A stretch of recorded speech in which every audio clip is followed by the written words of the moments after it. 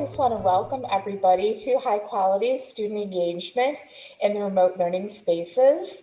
Christina, myself, Penny, we are super excited to have you with us here today. And in the spirit of engagement, thank you for the comments in the chat box. I have the pleasure of introducing to each of you Penny Seaberry, who is the owner of PLC Associates, and she has just a few words she would like to share with you. So Penny? Yes, Carolyn, thank you. And Christina, welcome, welcome, welcome.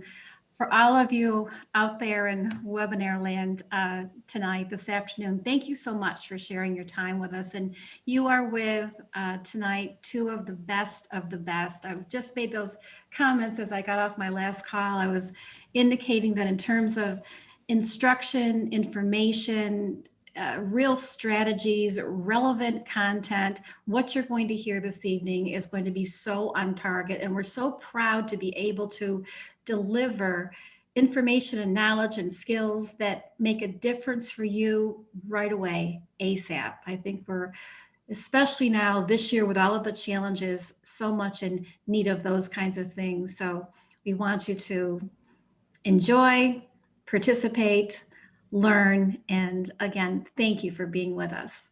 I'll go off camera, but I'll be on the sidelines and in the chat box. Thank you. Penny, thank you so much. And I am going to turn it over to Christina so she can introduce herself. Great. So Penny, thank you so much. Carolyn, thank you. Always great to have an opportunity to be with you, and then also all of the educators that are joining us tonight. So we're delighted that you're with us. A real quick introduction about me. I'm Christina Lesh, one of the associates with this incredible PLC Associates team. Real quick introduction about me. You can read here what's on my slide, but what I want you to know about me. So I am a Buffalo, New York gal at heart, born and raised here. Go Bills. I know you're out there. There's someone in every audience. And so education has just always been a deep part of who I am. Most recently, see, there it is, Sandra, I see you. But most recently, I've had the incredibly rewarding experience and opportunity to really be shoulder to shoulder with so many brilliant educators across our country, just to be in thought partnership with them as they continue to deepen and refine their practice. It's always been true from what I always have experienced that when we give teachers and leaders and students some shared space, they hold some immense power and agency to overcome any challenge in front of them. So this is one of the reasons why I'm so excited to join Carolyn and you today to hold this learning space together. I'm going to hand it over to you, Carolyn. Christina, thank you. And again, welcome everyone. I am Carolyn Tinsley, and I'm so excited to share our exploration of a topic that Christina and I are really crazy, super passionate about: how students learn and high quality engagement. I began my career as a kindergarten teacher and have been blessed to have a variety of different learning experiences, which have really led me to where I am today. Always a learner, continually expanding my current knowledge by exploring new perspectives and ultimately synthesizing research into tangible and actionable instructional practices for administrators and for teachers. I love nothing more than to share this joy for learning with all types of audiences, engaging them in energetic, interactive, and opportunity-filled moments, hoping that we make new connections and we extend your learning. And again, thank you for being here. Thank you so much, Carolyn.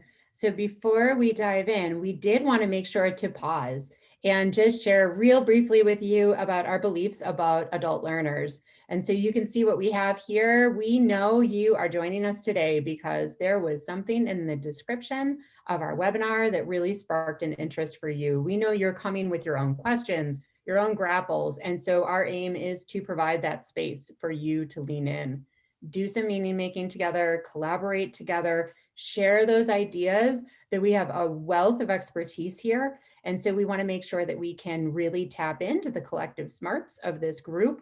So to support you in your learning, we're going to have a couple different ways for you to do that.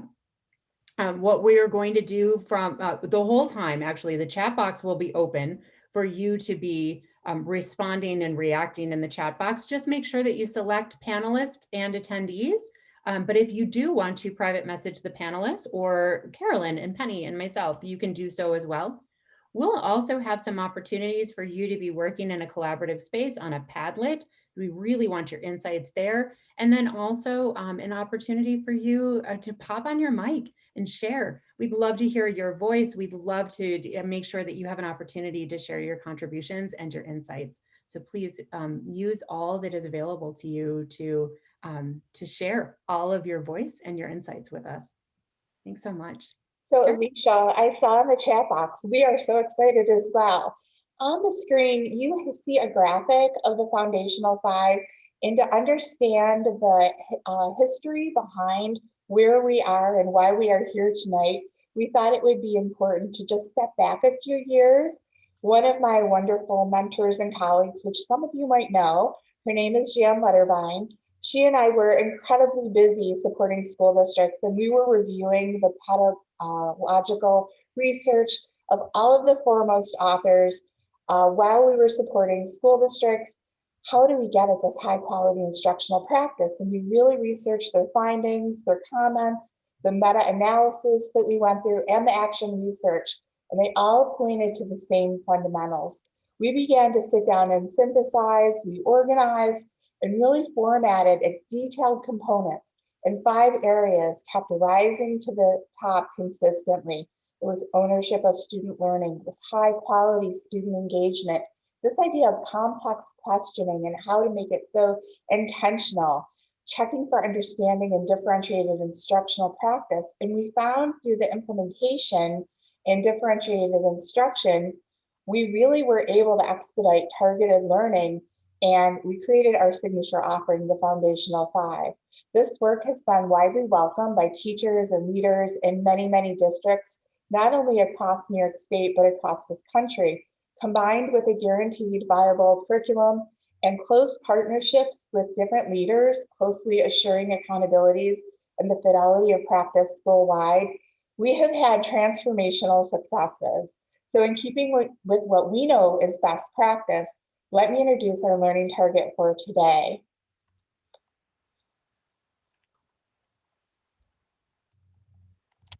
So I want to also invite you to use the chat box right now to reflect and respond to our learning target by entering any words or phrases that connect with you within the learning target. So you can do that right now. I can describe the 3 dimensions of student engagement in remote and hybrid learning spaces. So let me just pause. What's resonating with you in that learning target? What might you be unclear about? What's jumping out at you? Now, as one of my good friends, Brene Brown, says, at least I'm her good friend, she doesn't really know me, clear is kind and unclear is unkind. It is essential that learners know why they are learning. And I'm seeing a question from Amanda, what are the 3 dimensions? I love it, we're hooking them right in.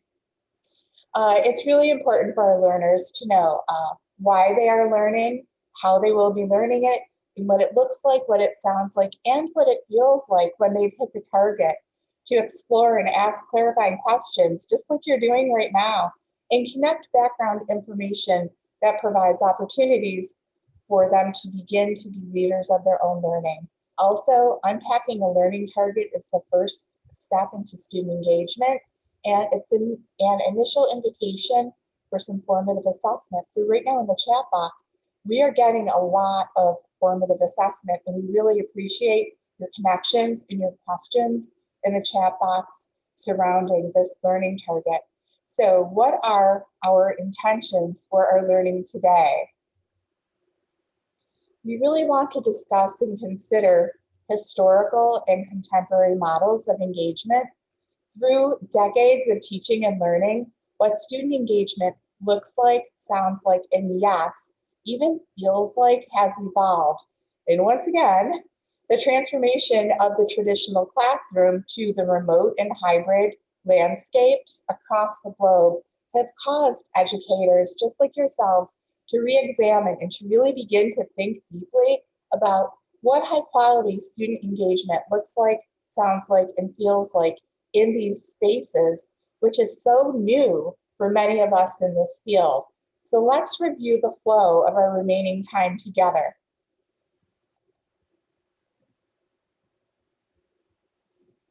We will begin to consider what engagement is using an interactive tool, flowing into engagement and disengagement. We'll have lots of fun co-constructing, building, really reacting and responding to each other's thinking, creating that true thought partnership together. And then we're going to solve the mystery of what is the B, the C, and the E of engagement. And then finally, we're excited to share with you how some of the teachers we have been supporting are leveraging this learning with their students. Christina is going to tee us up with what is engagement. Christina. Great, wonderful. So the big question of the night. So what is engagement? So here's why we're going to start here. One of the things that we kept hearing after schools and districts really overcame the challenges of making sure that we had ways of finding our students, that we had a way to get them breakfast and lunch, that we knew how to communicate with them, that they had devices. Once we got past those kind of Maslow needs, we really were able to hear more clearly that this question about engagement kept coming up. I'm betting that that sounds familiar. So when we peeled back the layer of the onion, what was interesting was we would, realize, when you say engagement, what does that mean for you? And it wasn't always the same response, and it wasn't always the same understanding. And so it really quickly became apparent we can end up on a treadmill if we're all chasing engagement, but we're actually looking for something different. And if we're not all on the same page about what engagement looks like and feels like and sounds like for students, then we might be going in different directions. So one thing that we did was to really bring our teachers and leaders together and get regrounded and pause on, so what is engagement? And so what I'm going to do is I'm actually going to stop sharing my slides, and I'm actually going to bring us into a Padlet. I'm going to drop the link to the Padlet here in the chat box. And you should be able to grab that right from the chat box. It should be a live link for you. And so we're going to do some just activating of some schema. So when you think of engagement in remote learning spaces, what does that look like? What does that sound like? And it looks like some people are ready to just jump right into the Padlet. If you've never used a Padlet, you're going to feel like an expert in 30 seconds. So all you need to do is just click on this plus. It'll give you an empty post. You can type right in it and then just click anywhere else on the Padlet and it'll be saved. So let's go ahead and just spend a minute here.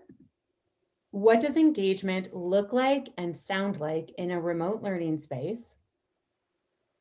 We're just going to watch it come to life. And remember, Wow. Padlet, you can click the heart if there's something there that really resonates with you that you like.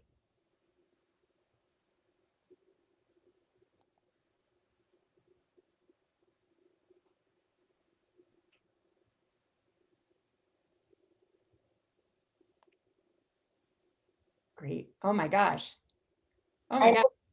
I'm overwhelmed, Christina. I'm loving this.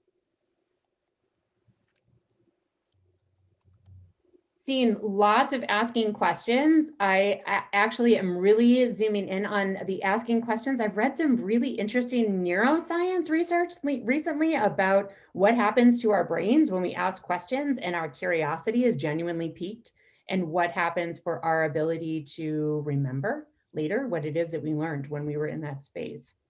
I love this. All right, let's keep this going for about 20 more seconds. And Carolyn, I'm going to hand it back to you.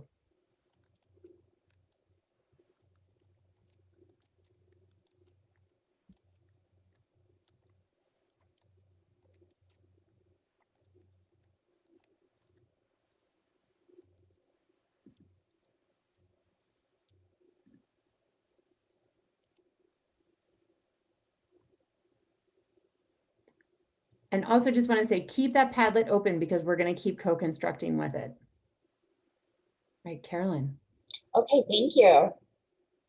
So engagement, it is a significant part of learning. I like to call it the diva. Without it, meaningful learning is difficult at best. I really believe that all of the components, when we think about our planning and our preparation, the environments we create, the relationships we build, that the engagement is that really diva. They are all in support of that. And it is not just a one-dimensional notion.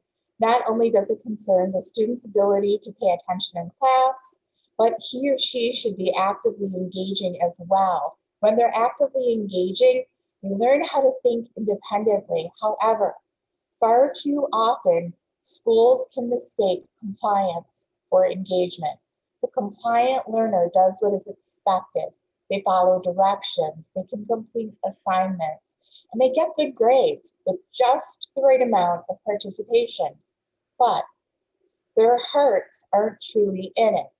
Just because a student is behaving and complying to the academic standards, if he or she isn't actively making meaning out of the information, then the active engagement still hasn't been achieved. You know, I love these words. Visible delight in accomplishing their work. The term engagement hails back to mid-17th century association with fencers. Imagine competitors mid-17th century facing off with their foils. All of their senses are focused on the micro adjustments of their opponent's blade, as well as their own physical, emotional, and intellectual potential.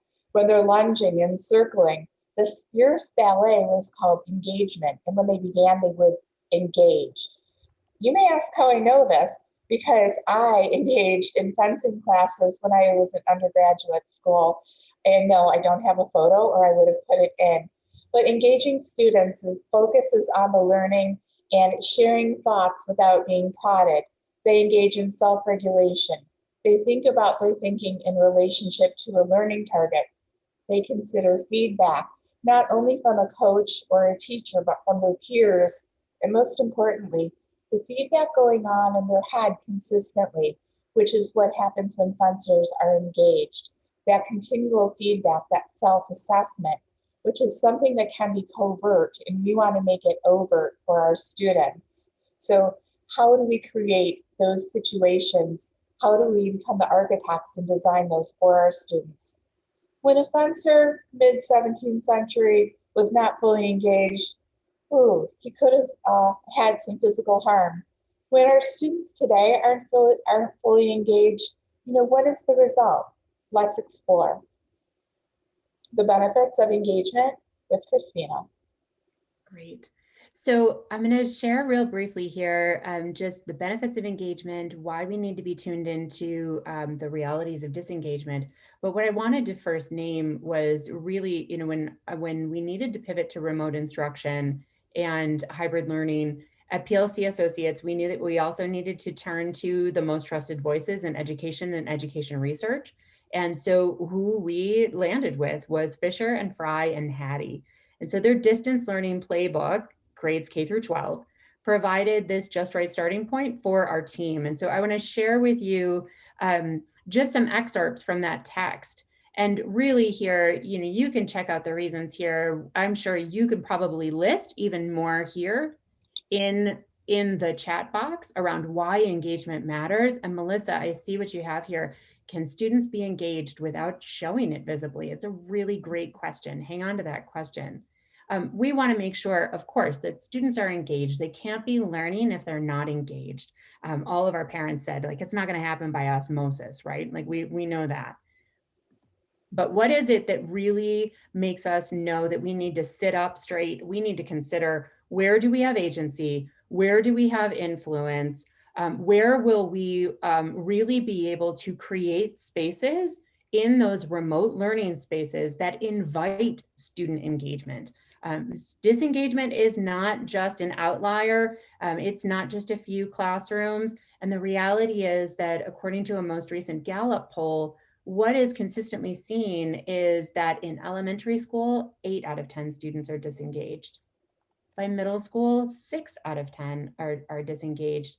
And by high school, 4 out of 10 high school students are disengaged in their learning. That's just a collective failure, as Brandon Bastide said. He's the executive director of Gallup Education. And so we really need to lean in and decide as educators, where do we have that agency? Where do we have that influence? And it really starts with first understanding the roots of engagement. So I'm going to put the link to the Padlet back in the chat box for you so that we can keep cultivating and co-constructing together this understanding of engagement. So I'm going to bring us back to that learning target. We're going to do a guided gallery walk, and we're going to keep using the Padlet space as almost like a chalk talk. And so this is the moment you've been waiting for. What is that B, C, and E about engagement that Carolyn tipped you off about as part of our learning target? So I'm going to be sharing a couple of excerpts from the Distance Learning Playbook by Fisher and Fry and Hattie. Just keep using that Padlet space to keep building and reacting and refining your understanding about the 3 dimensions of engagement. Because we know that we're all just about ready to go to this length to get our students' attention. We've also seen teachers putting stickers on their faces. They're just about ready to do anything that it'll take to get their kids' attention, because we also know what it's like to be in a room when all the cameras are off, and it just feels a little bit like you're just talking to an empty space. But here's the challenge that Carolyn and I would invite you to consider. Is a camera on a sign of engagement? So back to the question here that Melissa was asking, what are the visible and maybe not so visible signs of engagement? So let's keep moving in that Padlet and keep moving on our co-construction and really understanding the depths and the different dimensions of engagement. So there's behavioral engagement, and these are really the kinds of engagement that we most readily recognize as a signal that students are engaged. They've got their hands up, their cameras are on, they're sitting down, they're doing their work, probably turning in assignments in Google Classroom. They're on task, they're unmuting, they're muting when they're supposed to. But this is often somewhat at the heart of the debate between engagement and compliance. And so what else is there? Just take a moment, react, respond in the Padlet. I'm going to drop the link in the chat box again in case anyone needed it.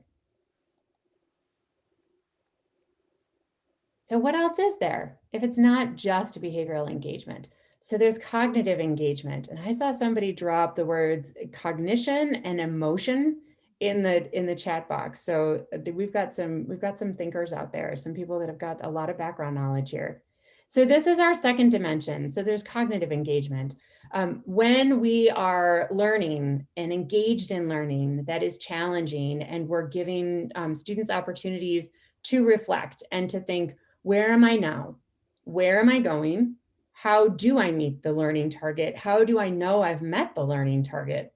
What do I need to learn or practice to get there? Those are the kinds of opportunities that bring students into engagement in a way that oftentimes is fairly covert, unless there's that intentional move on the part of the teacher to create those opportunities for that kind of reflection. So think back even to how Carolyn had you reflect on the learning target, and she even named this is one of the first invitations into your own engagement, thinking about how do we really authentically engage and get people's interest piqued so that they're asking questions and making connections and priming their thinking before we bring new content to them.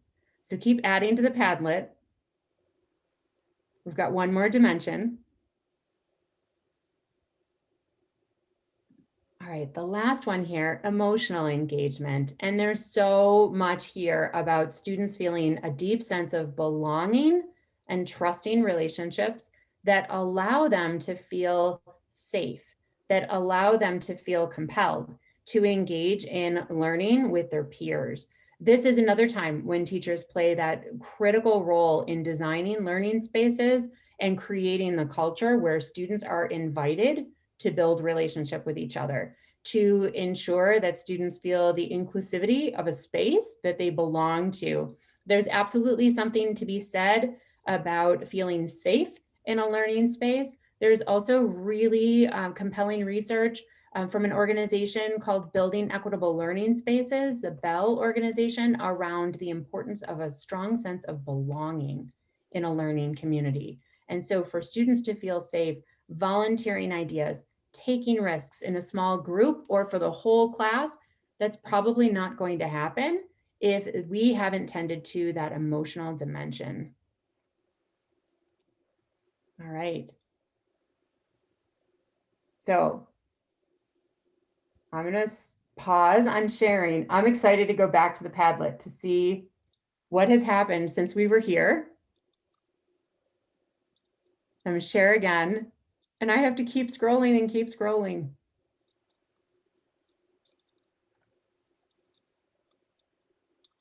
So it looks like there is a whole lot here about showing up, wanting more, cameras on, willingness to engage. I love laughter. Like laughter is just, that's so true, right? I really like students wanting more. When you've got them in the driver's seat of their learning, they just have that ravenous appetite for wanting more learning, their curiosity, that intrinsic participation. I'm just blown away by what I'm seeing here. Absolutely, student-centered interaction. Students asking questions, talking in breakout groups. I love the idea about hands-on activities. I heard a lot of people talking about like more minds on, less screens on. How do we really build some asynchronous tasks that might allow students to have a different opportunity to be learning together? Controlled chaos, absolutely, love that one. Very good. Christina, one of the things that I keep seeing and I love is the idea of student-centered discourse and interaction, because we know from research that when students are able to share their thinking, to be thought partners with each other, the retention and that capacity to really transform their understanding of materials and then apply it is so impactful. So anytime we can have them being active listeners and both receptive and expressive language sharing it through pre-K through adult learning is just vital to their growth and their understanding of content. Absolutely. Right. And what a complex skill to really listen to your peer, understand what they've said, and then build off of their idea. Really, really high level, rigorous thinking there. I really commend the teachers who are out there right now and they're trying the different station models so that they can work with small groups, and they have small groups and they're trusting to let students lead their own learning and support each other, because that can be a scary thing for teachers, and I see that happening more and more, and I think it's phenomenal. Love it. So let's, I think we're already getting there thinking about what are those teacher moves that really foster these kinds of engagement? What are those teacher moves that really invite those opportunities into classrooms? And so one of the other parts from the Fisher and Fry and Hattie text that we've really leaned into is this continuum of engagement. And so Amy Berry, an educational researcher, she interviewed hundreds of teachers about this concept of engagement. And what she tried to really tease out was that distinction between compliance and engagement. And in that process, she synthesized a continuum that really helps us to know more about how we can help students move from doing learning to driving their own learning. And so what this continuum also helps us to recognize is that there are some signals from across the behavioral and the cognitive and emotional engagement dimensions so that we get better at reading the difference between students simply complying with with learning or that authentic engagement, as well as give us some signals when students are starting to slide to the other end of disengagement. And so I want to just share with you here and just imagine, if you could, a classroom. You can probably imagine one or two, and be thinking about, when have you seen that classroom where kids are really doing more than just participating, but they're really truly invested in their learning and they're really driving their learning. Maybe it's an inquiry lesson where students are asking questions. or there's an opportunity for them to stop and pause and reflect. Where are they against that learning target? Or if there's more of the withdrawing, students kind of having the opportunity to opt out, or maybe they're avoiding the work.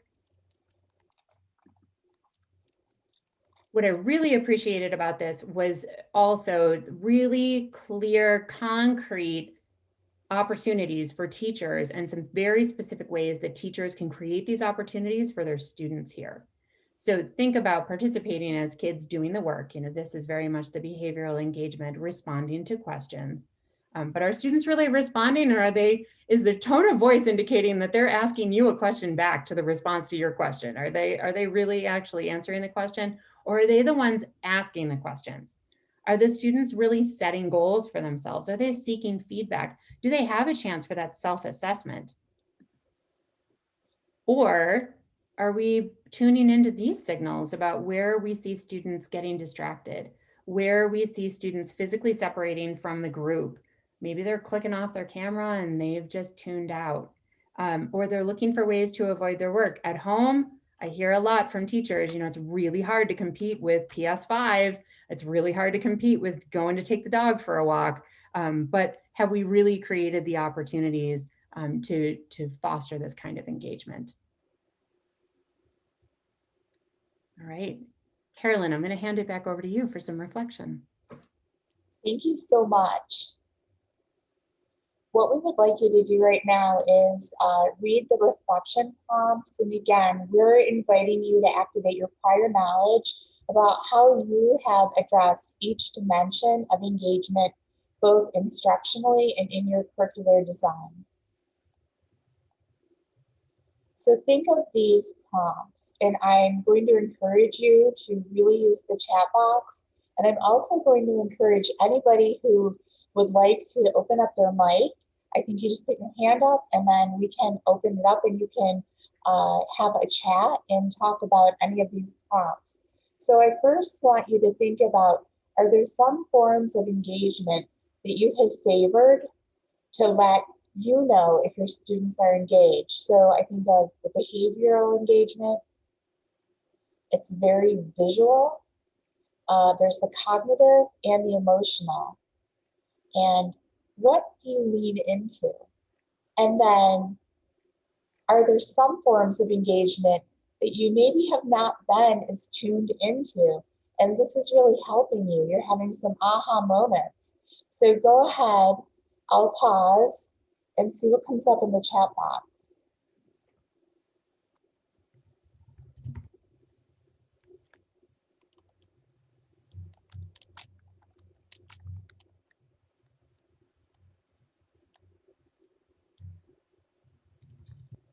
So what have you really leaned into? How are you knowing students are engaged? Has it been more of the behavioral? Has it been more of the emotional? Has it been more of the cognitive? And are there some forms that you haven't been as tuned into?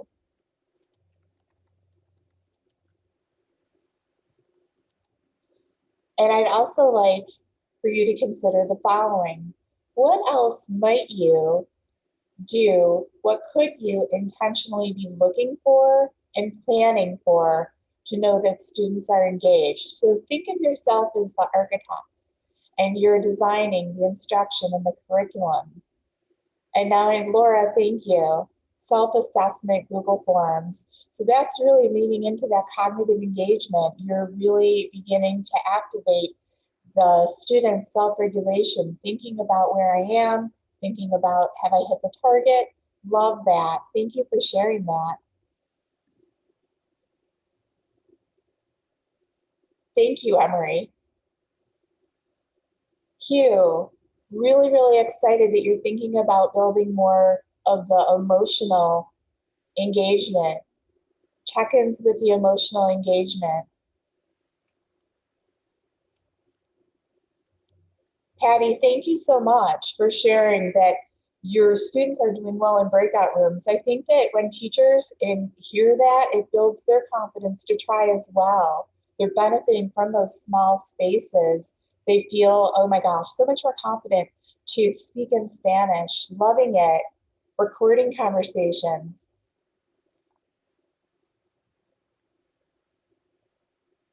And that idea of, student agency. Even Claudia talking about teaching in college, it's still so important. Providing students with choices. Choices are so powerful and they become so invested. Absolutely. Wow, I'm just blown away. We are so much smarter and stronger together.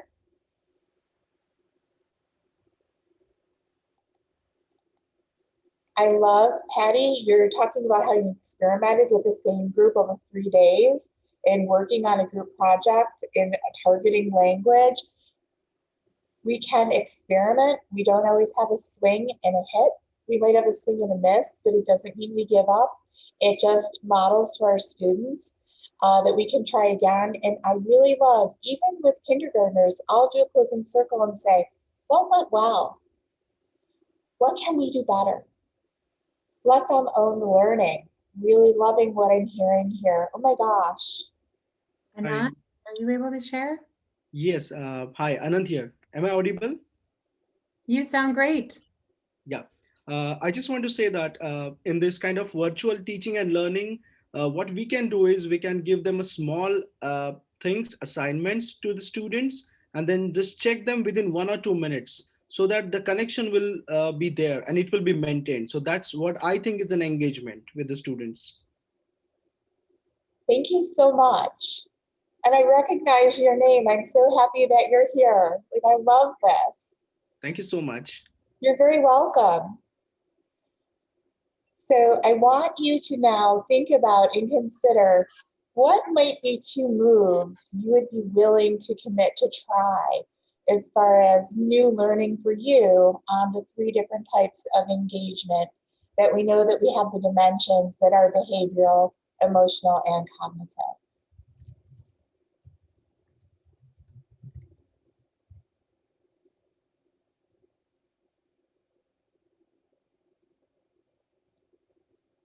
Okay, Christina, do we want to move ahead and give some examples? Okay, fabulous. I am so excited to be able to share one of my stories. I have been working with a group of wonderful pre-kindergarten and kindergarten teachers, and they really are trying to build instructional moves that will engage students and really take it to the very right of the continuum. So let's look at this choose your own adventure choice board. So they were sharing that their focus is on community. And we began, and I introduced them to this idea of, well, let's get all of the pre-K and K students engaged. And they have students that are both in the physical landscape and in the remote landscape. So what could they do in both landscapes when they're only seeing their little ones 2 days out of 5? Read alouds, virtual field trips, and Nearpod community lessons. So these are things that engage them. They were learning all about the firehouse in the community. They were learning about the firefighters. They were really excited. This was a little, like a 4-day study that they were doing. So reading about the firehouse, reading about the fire trucks, really getting them engaged. And then I said, let's take them deeper. Let's take them into an exploration. So students began to create their own questions based on their interests. So there were questions about the fire trucks. The teachers decided there was so much interest in the trucks that they would do a little side project on the last 100 years of fire trucks. They were interested in what the firefighters wore to protect them from fire. What were the masks that the firefighters were using for smoke? Because we were all using masks for COVID. Did they have a Dalmatian in their firehouse? All these questions, because they knew what they were going to do was take a virtual field trip to their local firehouse. So after having this virtual field trip, now they were going to go to their hometown firehouse. So the teachers sorted all their questions out, and they were in a variety of categories, and they did more research. And each student was responsible for writing at least one question. And then remember, these are for 5, and 6-year-olds. They practiced reading the questions, and student representatives on live Zoom were able to read them to the firefighters, and the firefighters answered all their questions and would take them zooming around the fire hall, where they slept, where they ate together. Yes, they did have a dog. No, it wasn't a Dalmatian. The students were able to put up pictures and share the screen about the fire trucks that they had investigated. How did they connect to the water? It was really exciting. And then explain. Each pre-K and K student had to show what you know, show what they know. So they were responsible for now creating their own Google slide, and they had to each represent through drawing and wherever their emergence was in writing what they had learned. And now they have this absolutely beautiful virtual book about the firefighters and the firehouse as part of their community unit. This was done in pre-K and K. I give you this example because the teachers were thrilled, the students were so engaged. And when we think about the continuum, asking questions, thinking about what did they learn? It was just all such a beautiful experience, all both in blended concurrent learning. Great. Thanks so much, Carolyn. You're welcome. Yeah, authentic audiences are powerful, right? Absolutely. So I wanted to also share with you an example from a middle school that I have the privilege of working with. And so when we looked at the 3 dimensions of engagement alongside student work and gave teachers permission to just get super narrowly focused on one skill, and said to them, so what if there was significant improvement in that one student skill? What would that skill be that would make an overall difference in student outcomes? And then we got really clear about where we would focus as far as what the remote learning space was. And you can see that we did this here together on a Jamboard. If you look at the yellow Post-it notes, you can see the specific skills that were really impacting the students' progress. For this teacher specifically, she was noticing they just were not taking what they did in guided practice, and using it in independent practice. And she had an honest reflection moment when she took a step back and she said, you know what, honestly, maybe the skills were just so significantly under-taught in spring of 2020 that students really do need more modeling. They need more guided practice. And we talked about how could we boost their engagement? What might it be? We talked about the cognitive engagement. And what she actually decided to do was to embed, and you can see it here in blue, she decided to embed a quick formative assessment in between her modeling and her guided practice so that those students who were ready to go off on their own, they set a goal for themselves, they got to work on something asynchronously, but those who needed more modeling and more guided practice, they stayed with her. And the students, middle school students, 7th graders, they loved it. They thought it was great. It was almost like a show what you know moment after the modeling and the guided practice. And so it turned into I get to go off on my own, or I get to stay here to work more with my teacher because I just know I need more practice. And then it was an opportunity for them to see their own progress. Right? Another example super quickly was that a teacher just recognized that kids didn't have the way to just check in with each other anymore because they were in a Google Meet together. So he just created a separate breakout space.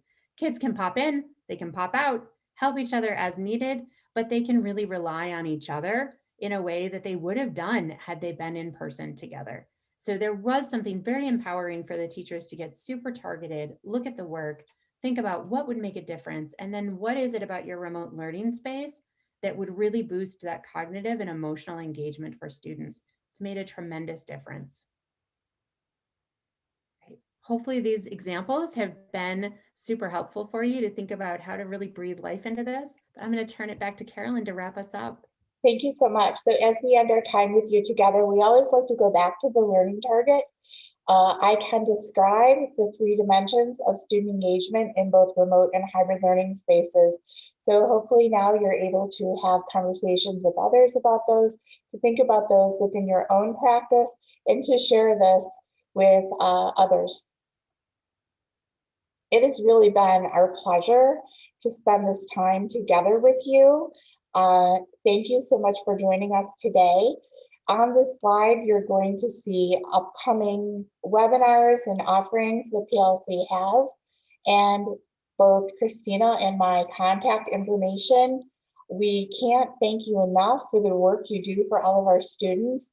And once again, it has been our pleasure. Thank you so much.